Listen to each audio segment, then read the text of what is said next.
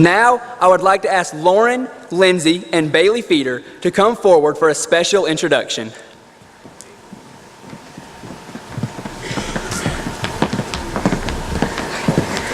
Hi, I'm Lauren. I'm Lindsay. And I'm Bailey, and we're here to talk about our parents' favorite child. Now, if you don't know us or you haven't guessed from the matching names, we've got 2 sets of twins in the family, but we're here to talk about who's number 1 in our family, who's the first. It's kind of a feat, but it's definitely Brooke. She's had the title for years.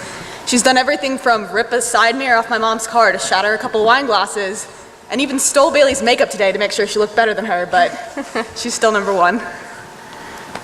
For those of you who have the pleasure of knowing her, you know she says sorry after every word, but it's impossible to stay mad at her, so it's okay. She puts her everything into all that she does. She makes sure everybody in the room feels like $1,000,000. She loves deadlines. She works to the very last second. Crunch time is the only time her brain understands. Between tears, though, she can write some really nice essays and lesson plans. And she works so hard to make sure that things like this convention are the absolute best that they can be. This is the girl who used to hide in corners at parties. Bailey over here had to pretend she was both of them, just so Brooke didn't have to talk to anyone. But now look at her, and I promise she can rock a microphone. It's going to be way less painful than listening to us talk. I'd like to say that we were super supportive all year long, but that would be a lie. We made fun of our little farmer, and we rolled out the jokes. But in reality, we could not be more proud. She stepped out of her comfort zone and found a passion that none of us would have guessed, and it brought so many awesome opportunities into her life. We love you, Brooke. Congratulations on this past year. Help us welcome to the stage for her retiring address our awesome sister and your awesome 2016-2017 State Vice President, Brooke Feder.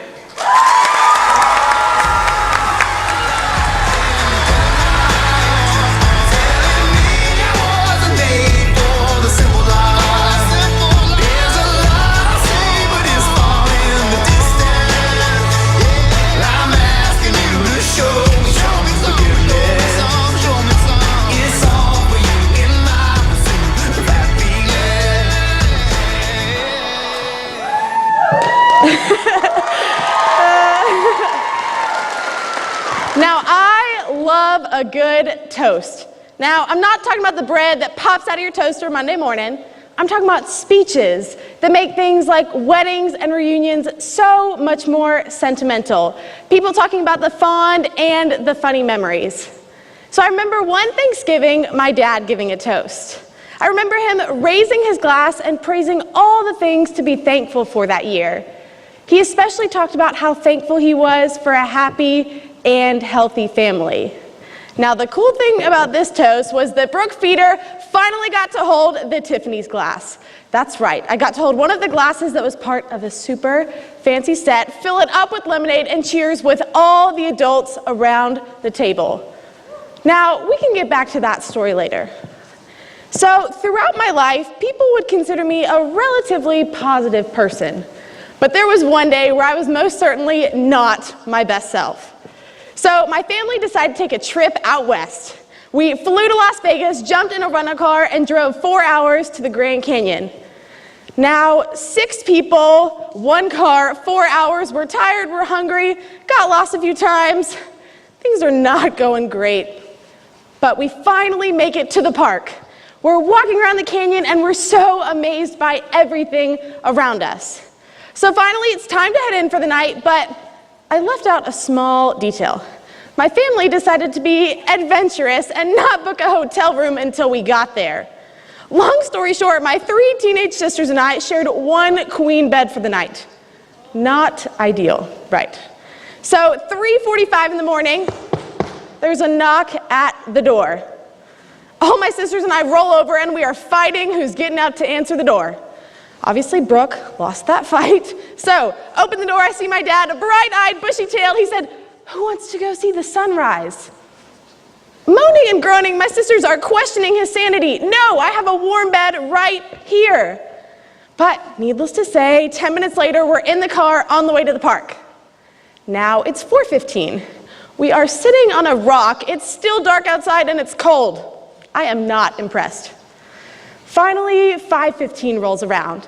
The sun starts to spill into the canyon, and it was gorgeous. I was so amazed at all the beauty around me.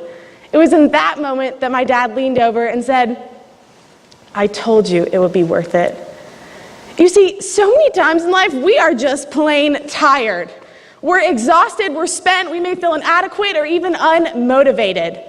That's when we rely on the positivity of others to fuel us. Oftentimes, I think about all the things I would have missed out on if it weren't for the influence and energy of people like my teachers, people like my teammates, and in that story, people like my dad. You see, we would have missed out on what is such a fond family memory. So be quick to encourage others and spread positivity because it's powerful and it's contagious. So finally, the day came for me to give some positivity to someone else. This past March, I was able to go to Baltimore, Maryland with Clemson FCA. I was so excited to be serving the city. But when I got there, I was assigned to landscaping duties, picking up trash, pretty mundane task. I was longing for human connection. I wanted to see my impact. So one day, I'm walking to the work site. I pass a lady sitting on a bench waiting for the bus. This was my moment. I knew this was the lady I was supposed to talk to. I was about to change her life. Just watch. So I sat down and so excited, looked over and said, "Hi, how are you?" Extremely concerned at the overzealous stranger, she cocks her head with a concerned look and then starts speaking rapid-fire Spanish. Are you kidding me? She doesn't even speak my language.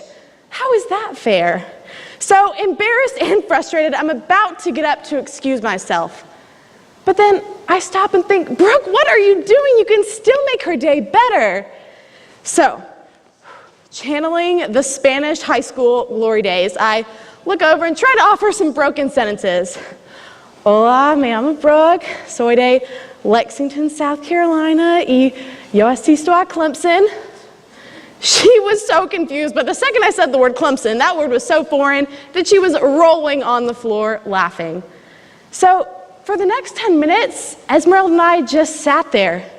It wasn't about the clothes I was wearing, what I was saying, or even how put together my life was. It was about offering her my presence and my authentic enthusiasm. You see, when the bus rolled up, she stood up and she hugged me. And then she looked at me with tender eyes and said, "Gracias, señorita." You see, it was that moment when her kindness swept me away. Because gestures, big and small, as long as they're genuine and kind, they can change someone's entire day. Hold true to the fact that not every day is good. We can all testify to that. But there is something good in every day. As I'm standing in a filthy city full of brokenness, poverty, and darkness, I found something good. I found a light in Esmeralda, and I found a light in myself. So be quick to choose positivity and give it to others. As we fill up our own glass with joy, we're able to spill that over to others, and that's when you truly embody the last line of our motto, living to serve. You see, in life, the kindest thing we can give and receive, I believe, are kind, genuine words. And people, they are free to give, so why wouldn't you do it all the time? No matter what situation you're in, you are never too far removed from making good decisions, choosing joy, and making a difference in someone's life. You see, when we transform our attitudes, we can transform our life. Transformation is about making a significant change. So stop being worried and afraid about what could go wrong in every single situation, and start being excited about what could go right. So flashback again with me to this Thanksgiving toast. Like I said, my dad is saying so many kind words about our family, and I am so excited raising my glass high with him. And then it happens. I dropped the glass. Yes, the glass shatters on the floor in front of me, and my moment is robbed from me.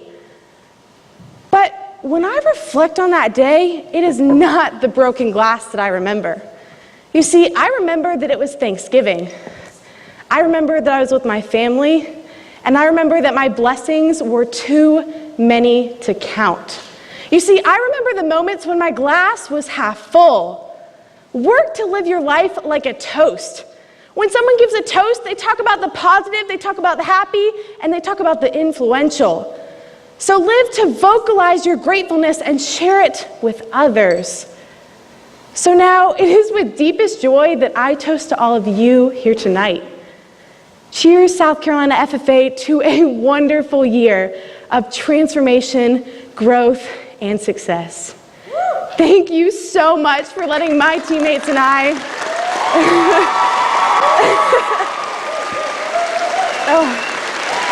Thank you so much for letting my teammates and I play such a big role in it. I hope that you wake up every morning and choose positivity. Invest yourself in the things you love and serve the people that you love. This is when our glass fills up.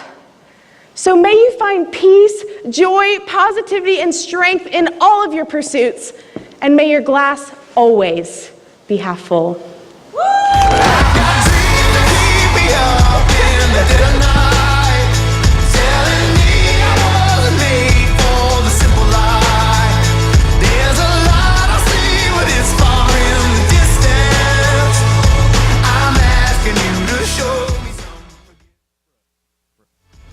Brooke, without a doubt, you're one of the most loving, compassionate, and authentic people we have ever met. I know in an instant you'd help any of us with a helping hand or a kind word. Thank you for the selfless service you show to us every day. So, transform, love, and serve always. Austin, Haley, Caitlin, Audrey, and Joey. South Carolina FFA, your State Vice President, Brooke Feder. It's true. I've got dreams that keep me up in the dead of night, telling me I wasn't made for the simple life. There's a lot I see, but it's far in the distance. I'm asking you to show me something. Thank you, Brooke, for those words of inspiration, encouragement, and wisdom.